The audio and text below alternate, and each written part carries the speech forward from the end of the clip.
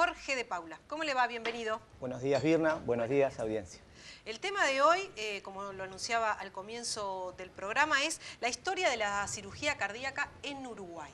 ¿Por qué este tema elegido hoy? Bueno, justamente hace pocos días dejó de existir el profesor Orestes Fiandra, quien justamente fue uno de los pioneros e impulsores de la cirugía cardíaca y de los marcapasos y de la hemodinamia en el Uruguay, cuando alrededor de la década de los 50, un grupo de pioneros viajaron a Suecia, al Instituto Karolinska, que es el instituto en el cual una comisión de ellos elige los premios Nobel para ver, es el instituto de alta medicina más importante del mundo en medicina.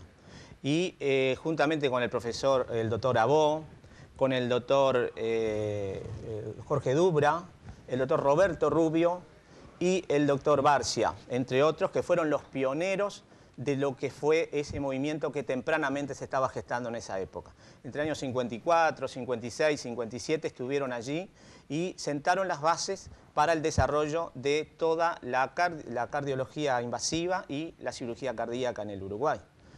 Y el doctor Fiandra allí, en el Instituto Karolinska, tuvo contactos importantes, especialmente por su vocación de ingeniero. Era un ingeniero conceptualmente, que derivó en médico por una situación fortuita del consejo y la influencia del doctor Taliche. El adorado doctor Taliche, a quien se cumplieron 112 años, ahora el 2 de mayo de su nacimiento. Y el doctor Taliche influenció para que ese joven, que iba a ser un ingeniero brillante también, fuera médico, cardiólogo. Bien, ¿cuándo se coloca el primer marcapasos? El doctor Fiandra conoció allí al doctor Elmquist, que es un ingeniero también y médico, y que estaba ya inventando los primeros marcapasos por el año 54, 55, pero tenían problemas diversos a solucionar, y logró colocar un primer marcapaso en el año 58 que no funcionó. Se retiró a las pocas. ¿Es ese? Ese es el que modificado que ya se colocó acá en Uruguay. En el año 58 se colocó 2 veces en un paciente y no funcionaron, por lo cual Elmquist abandonó el tema del marcapaso.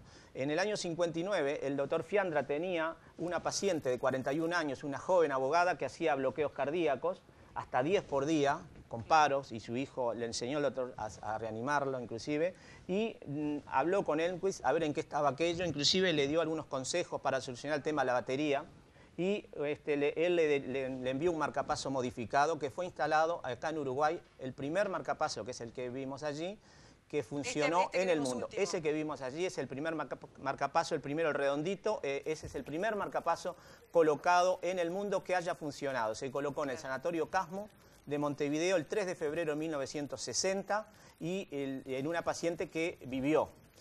Los 2 casos anteriores en el año 58 tuvo que ser retirado. Bien. Y eso está marcado en la historia entonces como algo realmente un hito de la medicina del Uruguay. ¿Cómo funciona un marcapaso? Bueno, el marcapaso es un dispositivo que tiene que ver con solucionar un problema eléctrico en el corazón. El corazón no solamente son problemas eléctricos, por eso es importante señalarlo. Si hacemos una semblanza con lo que puede ser una casa, nosotros tenemos problemas de cañerías, podemos tener parasanitarios, problemas eléctricos, que ahí va el electricista, problemas de estructura, de cemento, que ahí es la parte del corazón, lo que es el miocardio, digamos. De manera que cuando hay problemas eléctricos, que es un sistema que nos tiene que asegurar las pulsaciones entre 60 y 90, 100 por minuto, y eso falla por algunas circunstancias, entonces se genera lo que se llama un síncope. Un síncope es una pérdida de conocimiento y del tono postural que es transitoria y espontáneamente el paciente se recupera en segundos o en minutos. Y eso, una de las causas son los problemas eléctricos, los bloqueos cardíacos. Ese bloqueo cardíaco, desde que estos pioneros estudiaron todo esto, se desarrolló toda la tecnología para poder implantar dispositivos que aseguraran la conducción eléctrica y el ritmo cardíaco si eso se altera. Entonces es un dispositivo realmente que fue mejorando los primeros dispositivos como los que vimos tenían grave problema con la fuente de energía. Claro. Las personas tenían que estar conectadas a la fuente eléctrica para estar recargando continuamente el generador. Claro. Y uno en ese sentido fue la idea brillante del doctor Fiandra, que ya en aquellas épocas le daba consejos de cómo mejorar la fuente de energía a Elmquist, que claro, como decía Fiandra, él era un joven sudamericano, este ingeniero brillante, no le daba mucha bolilla a los consejos de él, pero bueno, ahí está otro aspecto de la personalidad del doctor Fiandra, que era su perseverancia, su capacidad de ver al futuro y de seguir en pos de una idea, que la desarrolló tanto en esto como después se vio también plasmada en el Fondo Nacional de Recursos, que tuvo 15 años batallando para que saliera.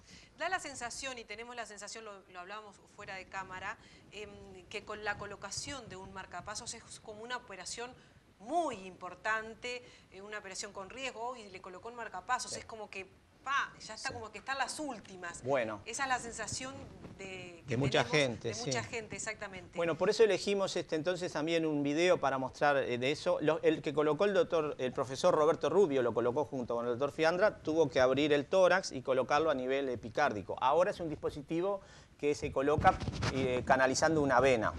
En general, si la persona es derecha, se coloca en el lado subclavio izquierdo. Bien. Y si la persona es izquierda, del otro lado. Y ahí hay un video que podemos verlo. Lo vemos. Allí es una figura en donde vemos el marcapaso que está colocado aquí, haya monedita, claro, en una vena. Allí está el electrodo, claro, que va hasta el ventrículo derecho y hasta la aurícula derecha. Es un bicameral, estimula ambas y sensa. Esa es la figura para que vean que se coloca externamente. Y tenemos un video en donde vamos a ver, para justamente ver que es un procedimiento sencillo en el cual podemos llegar a la parte endocavitaria del corazón y generar este estímulo eléctrico. Vemos entonces el video y luego seguimos conversando. Sí. Sedado y con anestesia local se efectúa una incisión en la zona pectoral izquierda. A continuación se punciona la vena subclavio izquierda, donde primero se avanza bajo radioscopía el cable electrodo ventricular, que se posiciona en la punta del ventrículo derecho.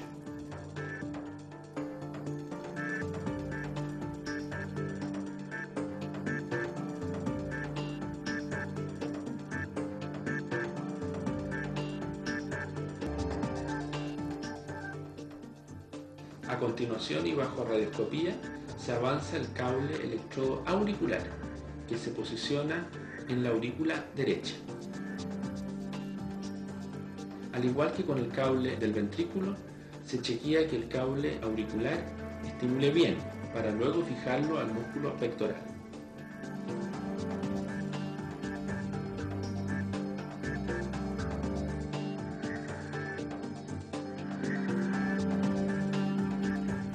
Ambos cables se atornillan al generador o pila del marcapaso, el cual se aloja en el bolsillo subcutáneo previamente confeccionado.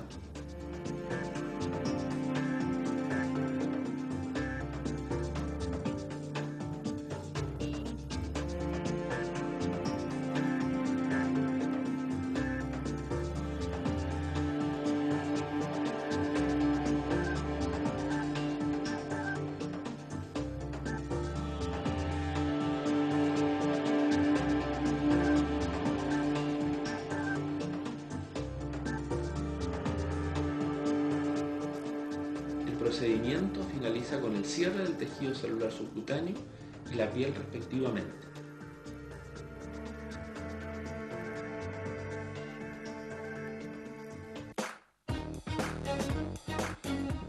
Ahí entonces estaba esta operación que vimos. Es muy simple. Es sencilla. Ahora viéndolo así, es muy sencilla, es muy simple. Sí, porque además... muy explicativa además. Sí. Existe un poco también el tabú de que cuando uno se coloca un marcapaso se solucionan todos los problemas del corazón. Se solucionan los problemas vinculados a bloqueos, claro, ritmos lentos. Claro. Y algunos cuadros sincopales sí eran por esta causa. ¿Qué pasa con la batería? Que la vimos ahí, que fue lo último, ese rondelito, batería o pila, como le dijeron ahí. Claro. ¿Cuánto dura? La batería ahora son baterías cada vez más modernas, duran años, se van controlando semestralmente, anualmente, y se puede conocer perfectamente cuándo se va gastando. Depende del uso que tenga el marcapaso. Hay marcapasos que continuamente están estimulando porque la persona tiene un bloqueo continuo. Otras, el marcapaso está a la espera que suceda eso, entonces se gasta... Ahí. Está stand-by. Entonces esos duran mucho más. Claro. Claro. Después hay algunos, que lo comentábamos aquí mientras mirábamos el video, algunos temas, por ejemplo, ¿qué pasa con el marcapasos y la resonancia magnética? La resonancia magnética, al ser un sistema magnético, está prohibido introducirlo en la consola del resonador.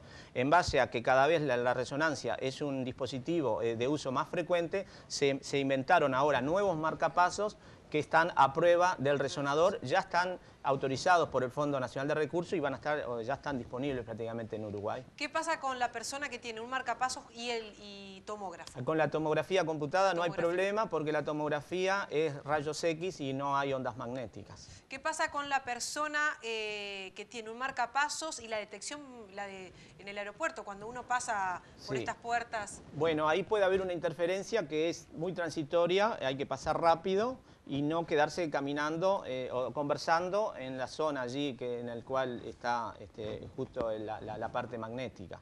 ¿Y el porque puede funcionar, especialmente si es una persona que está dependiente del marcapaso. Claro. Totalmente. ¿Y el marcapasos con los tratamientos de ultrasonido y onda corta? Bueno, en eso no hay problema, aunque si yo tengo el marcapaso en esta parte, muy cerca del hombro, se sugiere que precauciones cuando está muy cercano a la fuente. En ese caso sí, en el resto no hay problema. ¿Y el marcapasos con los teléfonos celulares? Lo mismo, como el marcapaso tiene todo un dispositivo computado que es de un funcionamiento muy aceitado, se aconseja que no tener colocado el celular encendido pegado, claro, pero guardarlo en cualquier otro lado, no hay ningún problema, inclusive ahí es por una precaución. Buenísimo el tema de hoy, Jorge, muchísimas gracias, además por acercarnos al tema del marcapaso, que lo tenemos como tan ahí algunas personas, en las que me incluyo. Nos vemos el jueves que viene. El jueves que viene nos vemos. Dale, gracias. Nosotros seguimos luego de la tanda con más Nick hasta las 11. Corazón de